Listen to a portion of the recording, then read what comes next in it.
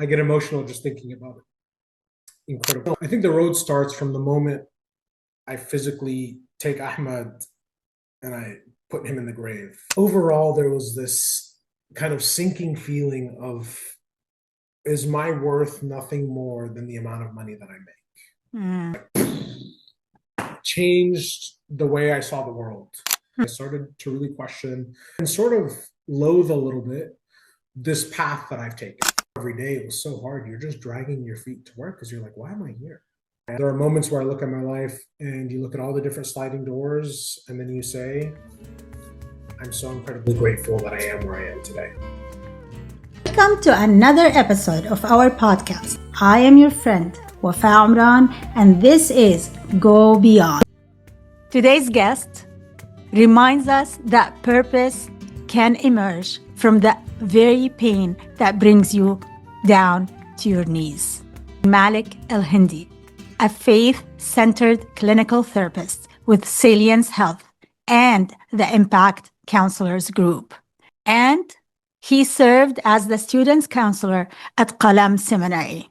Malik brings a blend of compassion, wisdom, and lived experience into his work. He integrates evidence-based practice with faith-centered guidance in a way that is both unique and deeply needed in our Muslim community. His clients describe him as grounded, insightful, and deeply present. But there is a powerful story behind the heart that he brings to this field, a story of redirection, faith, and the kind of transformation that reshapes a person's entire path. Today, we are going to explore the journey that formed him, the moments that clarified his purpose, and the wisdom he now offers to anyone trying to heal and move forward. Above all, Malik El-Hindi is my own flesh and blood. He's my son. Welcome to the Go Beyond podcast, Malik. I am so grateful you're here, my son. It's an honor, Mama. It's an honor. I'm happy to be here. Thank you. Malik, for me and you, this is a difficult time. It's the end of November and has a very heavy reminder for us, the passing of your brother on Thanksgiving morning. And I wanted us to talk about this and about all the effects of losing your sibling. But before we dive into your story of the passing of Ahmed, I want to go back to the beginnings, to the life you were building before everything shifted. Let's start there. You had a degree in economics and started a career in business management. What was life like before? This was just going to be a flash in the pan. In those early years of your business career, before everything changed? Exciting. Mm-hmm. Yeah, I was excited. I was locked in. I remember the first month I worked, I didn't take a day off. I worked every single day. Saturdays, Sundays, Monday through Friday, of course. And I loved it. I didn't have a reason to take a day off. I don't know if you remember, because I moved. I had taken a semester off to go to Charlotte to work. And while I was there, I was like, I have nothing else here. It's me. I'm working with my best friend. And so it just made it easier to be like, well, what's the point of taking a day off? So yeah, excited. That's the best way to describe it. You had the whole world ahead of you, and that's how it felt, right? You were just starting your career as it happened that your brother became ill. Yeah. With cancer. And you had to come and visit us every weekend, drive from Charlotte to Atlanta, Georgia, where we had him in the children's hospital. And you spend the whole weekend with us, support us, and then go back to work. Until one day we asked you to come and stay with us because it became too much for us and we needed your help and support, especially in carrying your brother because he stopped moving. And without any hesitation, and I'm very grateful to you, my son, you came, you joined us.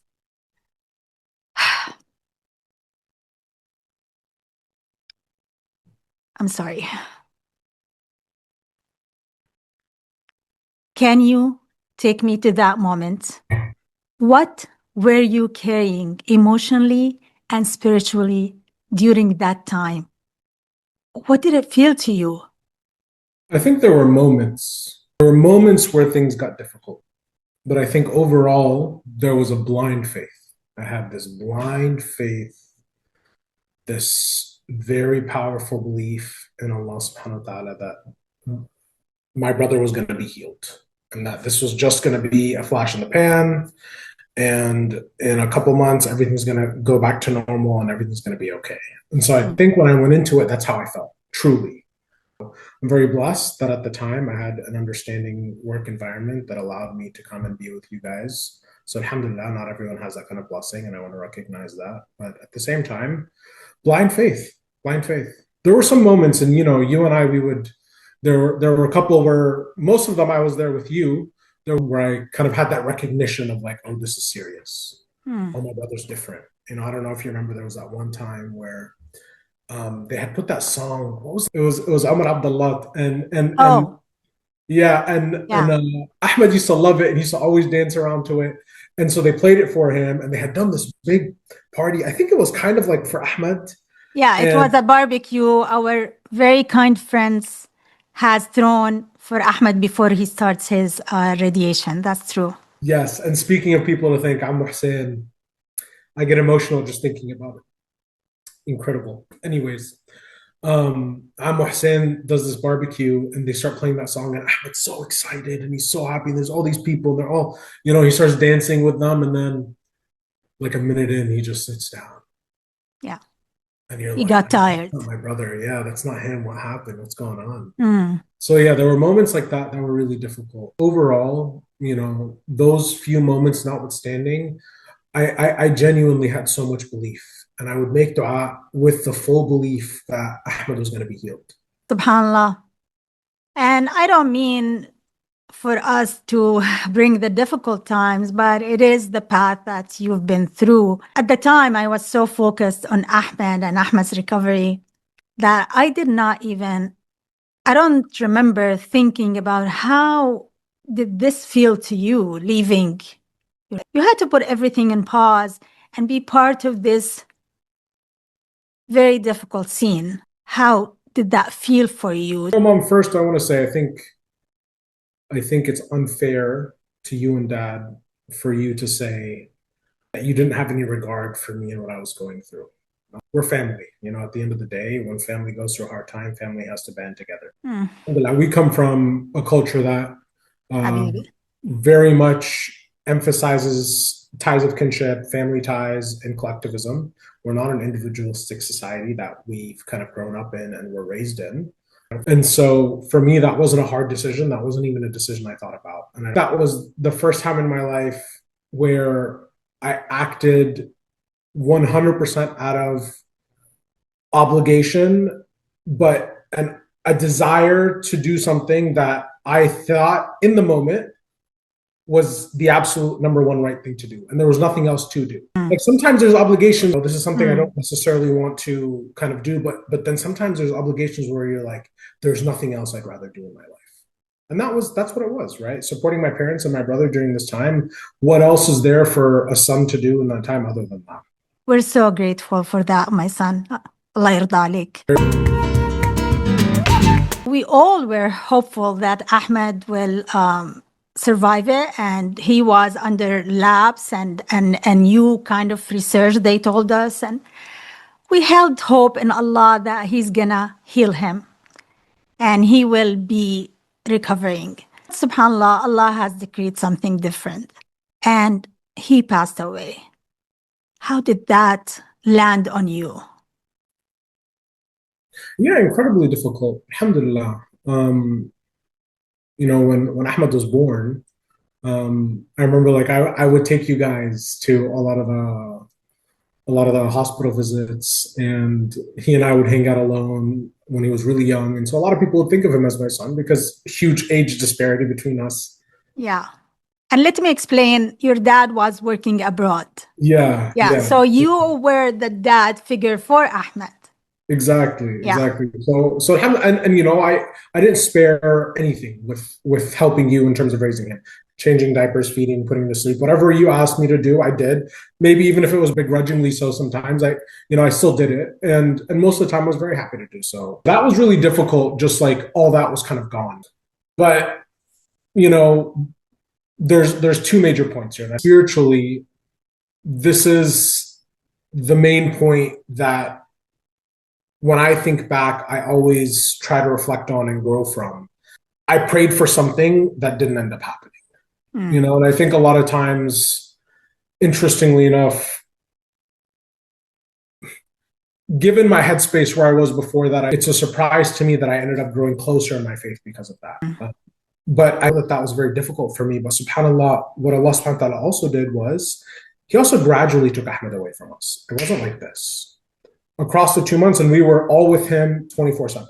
Me, you, and Baba, right? We were constantly with him. And so watching Ahmed going from this super energetic kid to like losing some energy, to then losing the ability to talk, and then to eat, and then to move, and then to open his eyes. And that was the last thing to go. And after that, there was a couple weeks, I think, where he was just kind of like in this state. It was kind of coma-like, and he was just in the hospital the whole time. And even the doctor was like, I don't know what to do. I don't know what to do. Mm.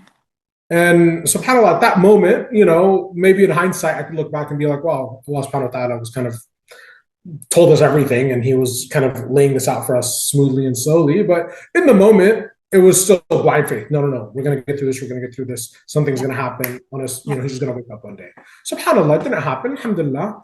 But there's this thing that you want really badly, and then it doesn't happen. But Allah subhanahu wa ta'ala also doesn't, it wasn't two things. It wasn't I make dua and it doesn't get answered. I make dua and then slowly I come to terms with this really difficult thing. So that for me, I look back and that was very helpful. Let's pause here. This is very important. We need to reframe it. Mm. So when things don't work the way you want them to work, and you've done your dua, your ibtihal, your salah, your everything, but it is not happening, how do you keep the faith, and how do you keep the certainty that Allah is there with you? I'm going to share something I heard from a Sheikh Mikhail khutbah a couple of weeks back that I thought was beautiful. And I can't give you references for the story because I don't have it. But the concept is there and it's beautiful. He was talking about how there was this man, he went to Sheikh and he was saying, I've been praying for this thing for 40 years and it's never happened. And the Sheikh was like, okay, what are you upset about? You've been praying for 40 years. And I think that's the purpose and that's the point sometimes that we miss, where it's like, yes, I was praying for Ahmed to recover. What it really did for me was it took what at the time I think was a very small and raw faith that I had, where I recently started being very strict with my salah and wanting to get close to Allah subhanahu wa ta'ala, and it solidified it. It put in the reps for me. It made me actually put in hours into salah that I had never had before, because now I was spending more time in sujood, more time connecting with Allah subhanahu wa ta'ala. And so what that did for me was it transformed my personal relationship with Allah subhanahu wa ta'ala. And ultimately for Ahmed, as much as we want to talk about it, we all know, because we have this faith in Allah subhanahu wa ta'ala, that he's in a much better place.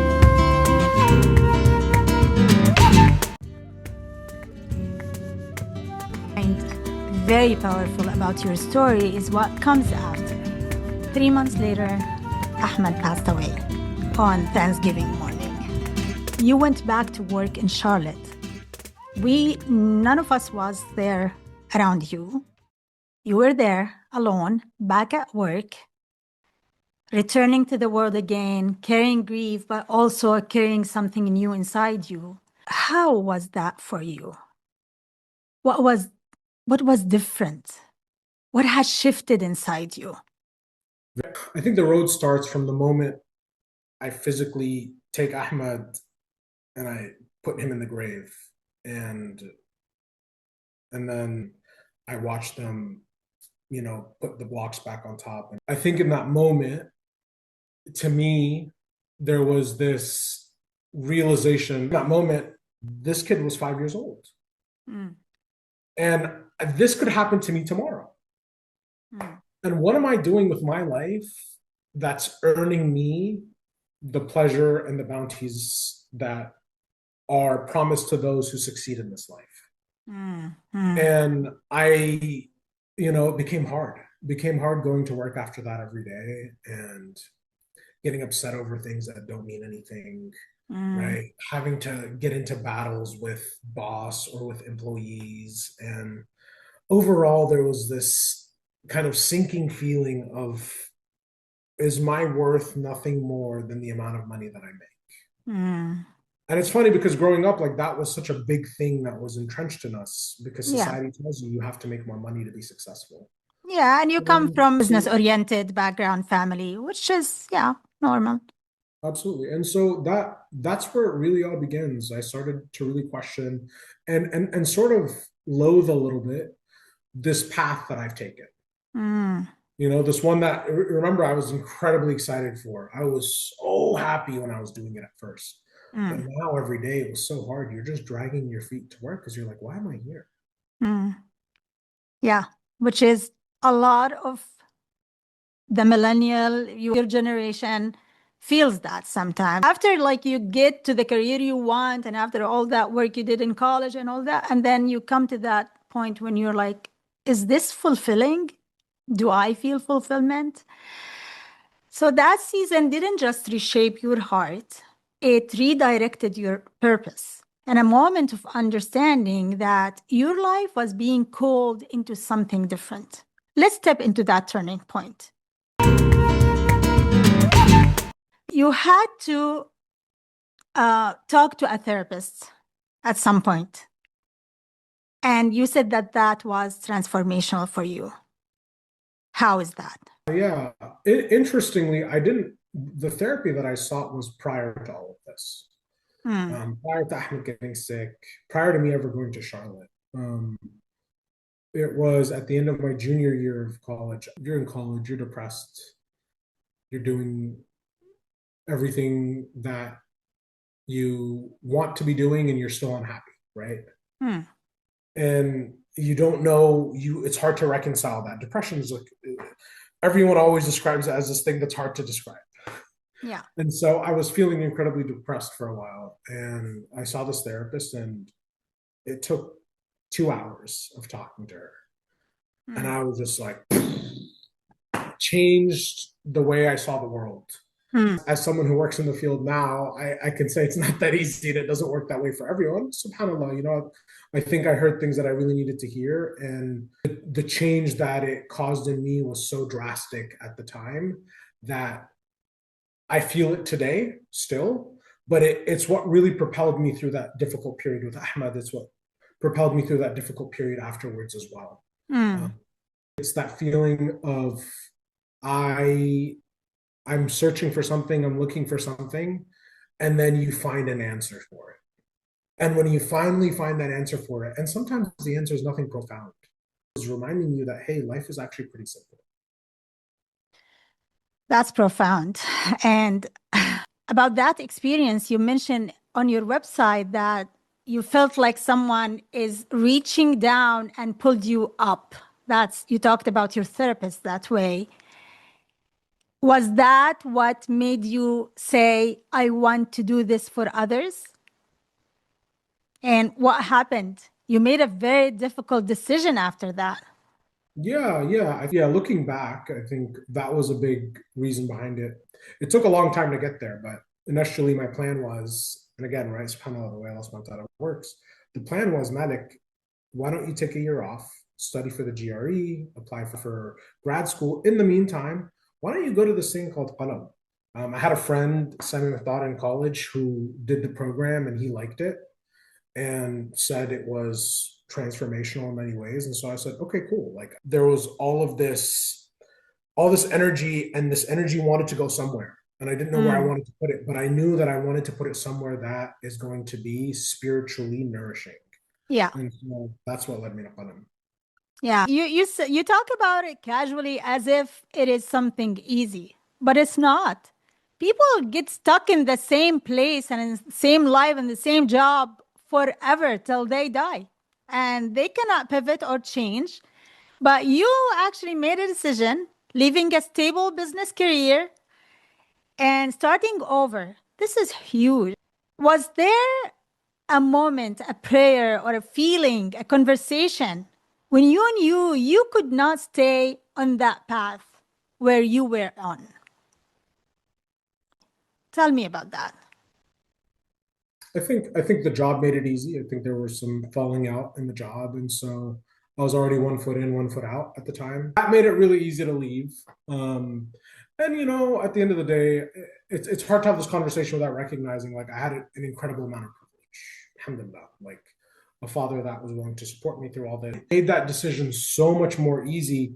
And I recognize most people can't just do that. They can't just up and change their lives and drop everything and become unemployed Yeah. to do that. I didn't even have to become unemployed because I came here and there was work waiting for Yeah, me. you were working, of course. Yeah. And Yeah. so that was a blessing, and it's something that I recognize the majority of people don't have the opportunity to do. This shift, you say it was personal and spiritual. How did you know this wasn't just a career change? Because you wanted to study psychology, and while you're preparing for that, you decided you're going to do Islamic knowledge. And you have always told me that you're doing this just for your own development, spiritual development. You are someone whose first language is English, not Arabic. You have learned Arabic, but you're not that strong with it. And you made a decision to go and study in Arabic, very heavy texts. And that was only in the beginning for your own growth purposes. It's very hard for people to do this stuff. How was that easy for you? What was that chapter like for you? What compelled you to do this? Islamic knowledge, it's a path. Once you start it, it becomes very addictive. I love that. I love that. Yeah, because once you recognize and I know this because I wasn't like this most of my life. Most of my life, I didn't have this kind of thought process. Yeah. But when I first tasted what it felt like to want Islam, to want to grow your relationship with Allah subhanahu wa ta'ala, once I finally tasted that, that's all I wanted to do. Because we all know deep down inside, like, this is my goal in life. Why am I doing all these other things? Yeah. Why do I want to work in business? Why do I want to make money? Because at the end of the day, none of that stuff comes with me to the grave. It's the good work that I do. It's my salah, it's my ibadah, it's my worship. It's these things that are incredibly important to my relationship with Allah subhanahu wa ta'ala. And then, of course, secondary to that, but very, very important, is how am I treating the world around me? Yes.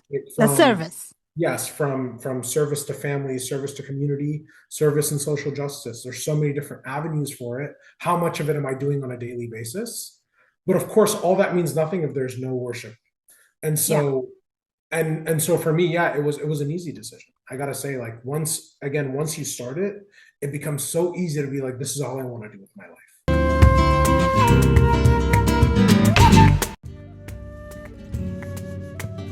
You walk through loss, uncertainty, and reinvention. And now you sit with people in their hardest moments and help them through it. You talk about believing fiercely in your client's ability to transform. Where does that belief come from? Your training or your lived experience? That's a social work principle. And it's this idea of unconditional positive regard, and self-sovereignty. So I believe, and we believe as social workers, that is this concept of everything that you do, no matter what we talk about, like, I am always going to support you positively. It doesn't necessarily mean, if you share incredibly negative behaviors, that I have to be like, oh, that's great, you're doing a good job. But, at the same time, that doesn't mean like, hey, I can understand where you're coming from. But self-sovereignty is also the idea that you are allowed to and able to choose your own path, whatever that path may be. Whether or not me as a therapist, I can agree with that. Now, that can be difficult at times, but the majority of the time, it's incredibly empowering for clients to sit there with someone that says, hey, what do you want? What do you want to do? Mm. Stop doubting yourself, stop doubting your abilities, because everything that you think is possible is actually possible. And I know that that's something that's right up your alley and what you preach and go beyond, because it's true. It Yeah. really. Alhamdulillah, all we want is to be serving and to bring value to people. You've built a therapeutic space that honors both of your backgrounds, psychological insights and your spiritual depth. How do you integrate faith and evidence based practice in your work?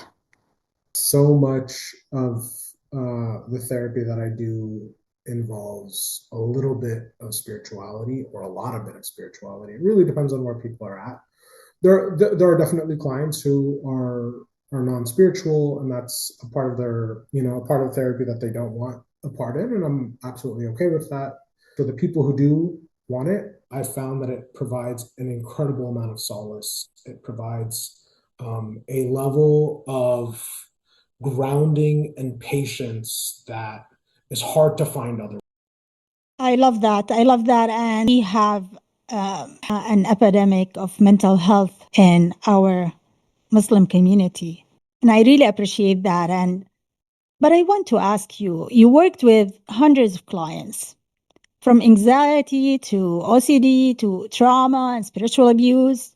What patterns do you see most in people today, especially in our community, that is causing or leading to this? And of course, you don't only work with the Muslim community, you work with. Yeah, I actually mainly work with non-Muslims. Yeah. The there's an easy answer here, and it's loneliness, and I think that's the big one. It's a lack of community that people are struggling with tremendously today, and I think we've underrated what community can do for us. And the reason, really, what it comes down to at the end of the day is people have lost the ability to make friends and to value community. Mm. And I think when a society becomes more disconnected, it also becomes not only more depressed and anxious, it also becomes meaner.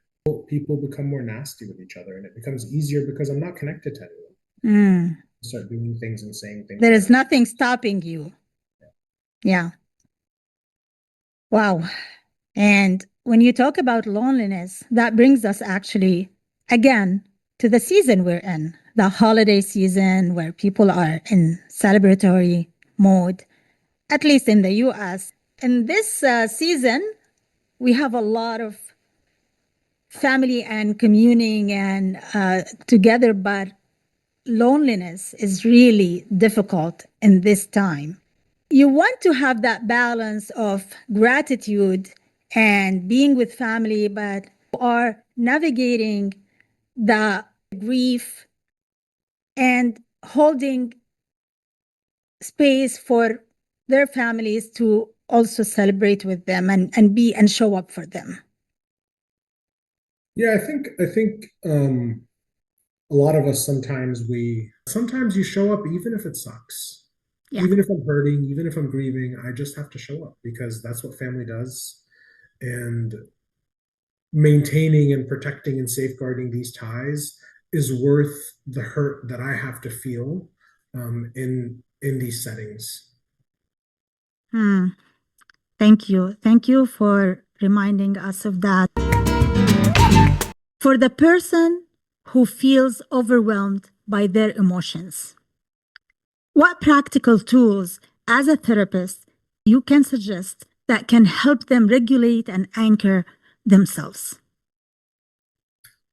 I'm going to go pretty simple on these because I think um, if we're going to go kind of broad here, depending on what a person is dealing with, I always talk about the four mind body connection pieces that are incredibly important. Exercise, the more intense, the more often, the better. There's a lot of research that's gone into this. And diet, what are you putting into your body? Are you putting too little or putting too much? Is it good? Is it healthy? Is it bad?